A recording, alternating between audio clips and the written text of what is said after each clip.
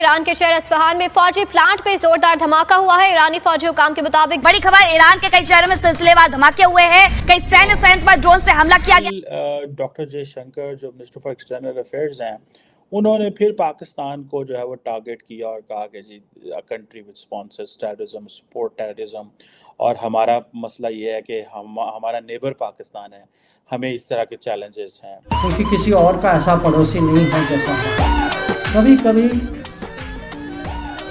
हर चीज की हद होती है। जिन्हें ईरान से सबसे बड़ा मसला है इस वक्त पाकिस्तान के लिए चैलेंजेस में भी इजाफा होता जाना। अगर आप किसी भी इंडियन से कहीं मिलें किसी भी दूसरी कंट्री में और आप उनसे पूछें कि आप कहाँ से, तो वो पहले बताते हैं कि मैं इंडिया से हूँ। उसके बाद वो बताएंगे कि इंडिया में वो कहाँ से है। अगर आप पूछेंगे, अगर नहीं पूछेंगे तो वो नहीं बताएंगे। इस जंग को आगे भड़काना चाहता है। इसमें टर्की को इन्होंने शामिल करना है, इसमें सीरिया को शामिल करना है, उसके बाद ईरान को शामिल करना है, और कंटेनमेंट ऑफ चाइना के अंदर इंडिया पाकिस्तान तो आने ही आने। पाकिस्तान पूरी दुनिया में इंटरनेशनली जो है वो टेररिज्म फैला रहा है। क्या कहेंगे आप ये स्टेटमेंट सुनने के बाद? इस बात में कोई शक नहीं है। अगर वो डॉलर ऐसा जाए तो 35% इन्फ्लेशन होगा नेक्स्ट मंथ। ये एक कैटास्ट्रोफिक एक इस किस्म का डेवलपमेंट है। अंडरस्टैंड ये क्या होने वाला है। इंडिया के जो नेशनल सिक्योरिटी एडवाइजर हैं अजीत डोभाल साहब, वो अमेरिका आ रहे हैं, ऑब्वियसली बड़े स्ट्रेटेजिक लेवल पर डायल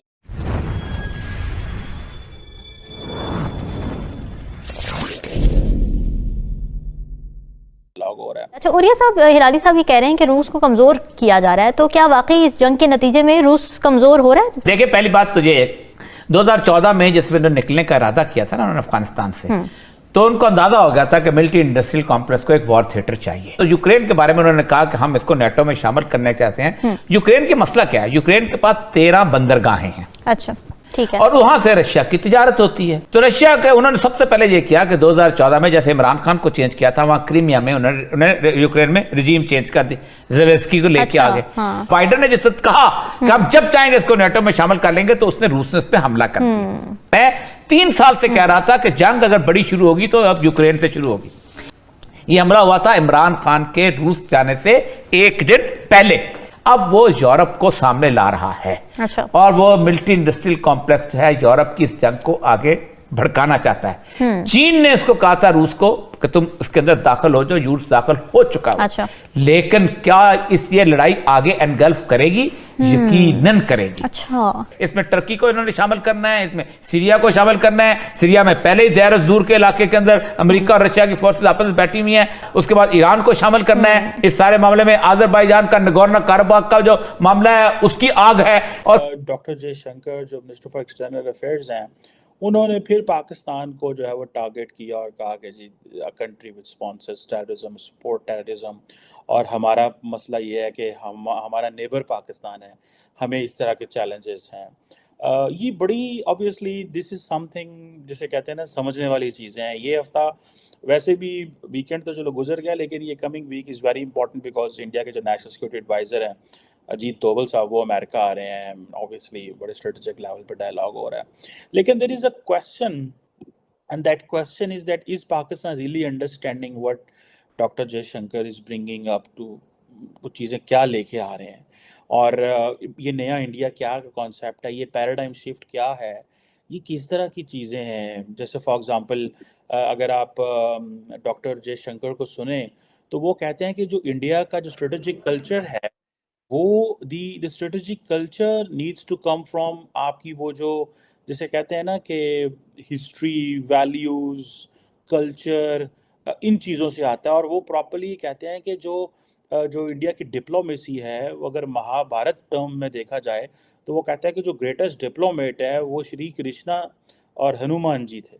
सो ये अगर आप देखें कि ये इसी तरह ये जो कॉन्सेप्ट है स्ट्रेटेजिक डिसेप्शन का, तो वो कहते हैं कि जो कृष्णा थे वो एक इल्यूजन जो क्रिएट किया करते थे एंड ऑल दैट। अब ये जो इंडिया का जो स्ट्रेटेजिक कल्चर का कॉन्सेप्ट है, क्या डू पीपल रियली अंडरस्टैंड कि ये चीज़ें क्या हैं, और इंडिया जो है वो किस तरह history, language, culture, religion, values society के अंदर क्या चीज़ें इनकॉर्पोरेट कर रहा है, and what is this new India, and paradigm shift क्या है इंडिया के अंदर, because Pakistanis are so much busy आपस ਵਿੱਚ ਹੀ ਹੱਥੀ ਪੈ ਨੇ, ਇੱਕ ਦੂਜੇ ਦੇ ਕੱਪੜੇ फाड़न डे ने, and they have no idea कि what prime minister Modi is talking about this new India. और वो कहते हैं कि जी फॉर एग्जांपल अगर आप एक 5 इम्पॉर्टेंट पॉइंट्स हैं जो मेरा ख्याल है कि इंडियन गवर्नमेंट जो है they are working on that, और उसमें जो है वो कहते हैं कि जी हम अगले 25 ईयर्स में इंडिया को एक डेवलप मुल्क बनाना चाहते हैं। डेवलप मुल्क, ठीक है जी, जिसमें डेवलप मुल्क की पूरी डेफिनेशन है, ठीक है जी। उसमें ज़ाहिर बात है पर कैपिटा इनकम ज़्यादा होगी, उसमें इंडस्ट्री ज़्यादा होगी, मुल्क अमीर होंगे। मैं कल किसी से बात कर रहा था हम यहाँ पे कि आज इंडिया की अगर लेट से जीडीपी 3-4 ट्रिलियन की है, लेट से ये 30 ट्रिलियन की है, 20 ट्रिलियन की होती है, 25 ट्रिलियन की होती है, तो look at the confidence India will have, and look at how जो इंडिया के जो इंफ्रास्ट्रक्चर किस तरह का बढ़ेगा, और जिस स्पेस से वो ग्रो कर रहे हैं 6-7% पे, that is something which is very very very important to look at. कराम, मशरिक़ वस्ता की और इस वक्त जो पाकिस्तान का खित्ता है और मिडल ईस्ट में एक बहुत बड़ा कोहराम मच चुका है, क्योंकि ईरान पर बाज़ाब्ता डायरेक्ट हमला कर दिया गया है। ये हमला अनप्रेसिडेंटेड है और इस तरह से डायरेक्टली ईरान की तंसीबात के ऊपर हमला कभी नहीं किया गया। लेकिन इस वक्त जो सूरत हाल बन चुकी है, इस वक्त पाकिस्तान के लिए चैलेंजेस में भी इजाफा होता जाना है। ये चीज भी आपने समझ लेनी है, क्योंकि इस वक्त इसराइल, अमेरिका और सऊदिया, ये 3 वो मुल्क हैं जिन्हें ईरान से सबसे बड़ा मसला है। आपको पता है कि ईरान की जो फौजी तंसीबात है, खासकर ईरान का जो एटमी प्रोग्राम है, ईरान की जो मिसाइल साइट्स हैं, ये इसके दुश्मन ममालिक की आंखों में हमेशा से खटकती रही हैं। This is not something new. और ईरानी मुखालिफ ममालिक जो हैं वो ये समझते हैं कि ईरान के पास इस टेक्नोलॉजी का आना उनके लिए ज़हर कातिल होगा, क्योंकि ये सेफ हैंड्स में नहीं रहेगा, और इसलिए ईरान को इस टेक्नोलॉजी से महरूम करना तमाम तर जो दुनिया के कुछ बड़े ममालिक हैं उनका मिशन नंबर 1 भी यही है। अब इस वक्त तेहरान जो ईरान का कैपिटल है, उस पर जो चीजें यहां पर रिपोर्ट हो रही हैं, एक तो यह है कि जो फाइटर जेट्स हैं वो ईरान की और तेहरान की फजाओं में बहुत ज्यादा उनकी आमदोरफ्त देखी जा रही है, और ये बेसिकली ब्लास्ट्स हुए हैं मुख्तलिफ हिस्सों में मुल्क के। ईरान के अंदर इंटरनेट सर्विस जो है वो भी मुअत्तल कर दी गई। मल्टीपल ड्रोन अटैक्स हुए ईरानियन सिटीज के अंदर, जिसमें तेहरान है, कराज है, नमाक है, हमदान है, मुख्तलिफ जगहों को निशाना बनाया गया है। एक साथ तमाम इंपॉर्टेंट चीजों के ऊपर हमले इन्होंने किए हैं, और अब यह बताया गया है कि तकरीबन कम से कम 7 स्ट्राइक्स जो हैं वो इस वक्त रिपोर्ट की गई हैं। मैं आपको यह भी बता दूं कि जो सीरिया के अंदर ईरान की प्रॉक्सी है, उसके ऊपर अमेरिका के जो एयरक्राफ्ट्स हैं उन्होंने भी उन्हें क्रॉस किया है। और अब जो ईरान है वो इस वक्त ये मौकफ दे रहा है कि उसने रिपेल किया है ड्रोन अटैक्स को जो कि उसकी मिलिट्री साइट्स पर हुए हैं।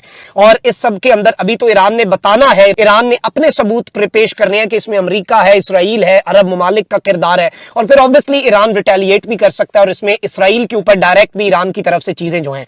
इस वक्त 2-3 जो खबरें हैं, पहले मैं आपके सामने इंटरनेशनल मीडिया आउटलेट्स की वो सुना देता हूं। और इस सब के अंदर यह भी बताया गया है कि वहां पर जब ये अटैक्स हुए हैं, जो ब्लास्ट हुआ है ईरान की रिफाइनरी के अंदर, उसके बाद 5.9 मैग्नीट्यूड का जलजला भी आया है। ये द गार्डियन जो है आलमी जरीदा, वो इसे रिपोर्ट कर रहा है। और मैं आपको यह भी बता दूं कि इससे कबल भी अप्रैल सन 2021 में ईरान की तंसीबात थी जिन पर हमला हुआ था, और उसके लिए ईरान ने इसराइल को मुरीद इल्जाम ठहराया था। तो अब ये जो डेवलपमेंट है ये बहुत अलार्मिंग भी है, और ये खित्ते के लिए बहुत ज्यादा खतरनाक भी हो सकती है। और जाहिर बात है कि इसमें अरब ममालिक obviously they will be on the other side of Iran, और पाकिस्तान के लिए अरब ममालिक के साथ ताल्लुकात अपने खराब करना वो तो इस वक्त आउट ऑफ क्वेश्चन है। तो ऑब्वियसली पाकिस्तान के ऊपर हर दौर में प्रेशर होता है कि पाकिस्तान साथ दे या किसी तरीके से 20 अरब डॉलर कह रहे कि आरजू उनकी जो दौलत है, यानी जो उसके पास पैसा है, उसमें से कम हुए। यकीन करें मैं हैरान हो गया, मैं कि यार 20 अरब डॉलर के, हम तो 1 अरब डॉलर के लिए लगे हुए हैं, और एक बिजनेसमैन के अकाउंट से यानी 20 अरब डॉलर कम हुए, और वो कह रहे यार हुए होंगे, बस ठीक है यार, चल रहा है, जो भी वो करने हैं वो एक अलग बड़ी बहस है। लेकिन यानी एक सिंगल अडानी है, फिर मुकेश अंबानी साहब हैं, और भी पता नहीं टाटा ग्रुप है, और पता नहीं और होंगे, शायद उनको हमें ना पता हो। ये तो 3-4 ऐसे हैं जो हम पाकिस्तानियों को पता है कहाँ है। तो यार वहां पे एक आदमी के पास इतना पैसा है, इतना बड़ा उसने एम्पायर खड़ा किया। क्या अडानी साहब अपना पैसा लेके अमेरिका, यूरोप या कहीं और नहीं लगा सकते थे? उन्होंने कहा नहीं यार, हिंदुस्तान में लगाओ, हिंदुस्तान से कमाओ।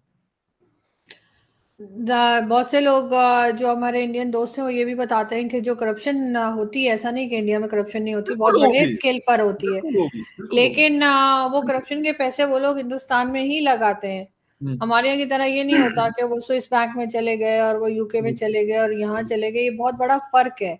अगर आप किसी भी इंडियन से कहीं मिलें, किसी भी दूसरी कंट्री में, और आप उनसे पूछें कि आप कहाँ से हैं, तो वो पहले बताते हैं कि मैं इंडिया से हूँ। उसके बाद वो बताएंगे कि इंडिया में वो कहाँ से है, अगर आप पूछेंगे। अगर नहीं पूछेंगे तो वो नहीं बताएंगे। मेरे बहुत से इंडियन से मिली हूँ, दुबई वगैरह, यहाँ वहाँ, अगर उनसे बात की जाए। हमारे यहाँ अगर पाकिस्तानी से किसी से पूछे आप कहाँ से, जी लाहौर से, जी कराची, तो हम पाकिस्तान बोलते ही नहीं है, हम लाहौर, कराची, इस्लामाबाद और सिटीज के नाम जो है वो बताते हैं। तो ये बहुत बड़ा फर्क है, और जाहिर है कि आज उनकी कंट्री में इंडिया के पास जो है इसी किस्म के लोग हैं, जो बिजनेस कम्युनिटी हो, चाहे कोई हो, चाहे पॉलिटिशियंस हो, जिन्होंने, चाहे फौजी हो इवन, कि जिन्होंने आज इंडिया को उस जगह पहुंचाया है कि जहां पे वो 5th नंबर पर आ गए हैं इकोनॉमी वाइज। बिल्कुल। फॉरेन पॉलिसी आप उनकी देखें, हर कोई उनकी कंट्री में जाना चाहता है, उनसे मिलना चाहता है, उनसे बात करना चाहता है। हमारे यहाँ फोन नहीं उठाता। अगर हमारे प्राइम मिनिस्टर कॉल भी करते हैं, चाहे इमरान खान हो, चाहे शहबाज शरीफ हो, उनकी कितनी ही वीडियो शहबाज शरीफ साहब की हैं कि देखें जी, मैं तो आपसे मांगने नहीं आया था, लेकिन मैं क्या करूं, मेरी मजबूरी है, और इस किस्म की वीडियोस